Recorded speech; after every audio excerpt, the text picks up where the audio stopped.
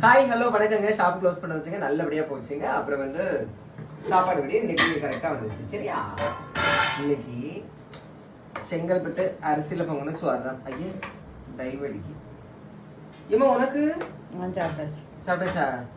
அப்ப மிச்சம் எல்லாத்தையும் நானே எடுத்துறேன். அதுக்கு அப்புறம் வந்து புளிக்கறி விட்டுருங்க. மாமா நீங்க தூங்கும் மெத்தையில என்னோட போர்வை சேர்வது போ. கத்திரிக்காய் பொரிச்சது.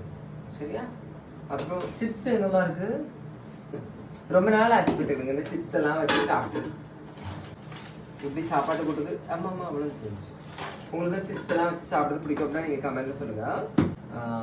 என்ன அப்படின்னு பாத்தீங்கன்னா, இப்ப நம்மளுக்கு ஏதாவது ஒரு கஷ்டத்தை கொடுத்துருப்பாங்க, இல்லைன்னா நம்ம அவங்க கிட்ட சண்டைக்கு போயிருக்கலாம், அவங்க நம்மளுக்கு காயத்தை கூட ஏற்படுத்தியிருப்பாங்க.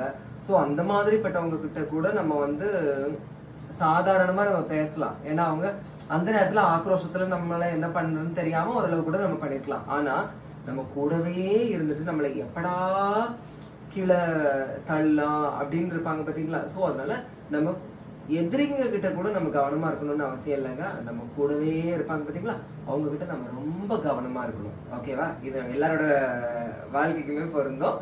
ஸோ கவனமா இருங்க. பிடிச்சதா லைக் பண்ணுங்க. தேங்க்யூ.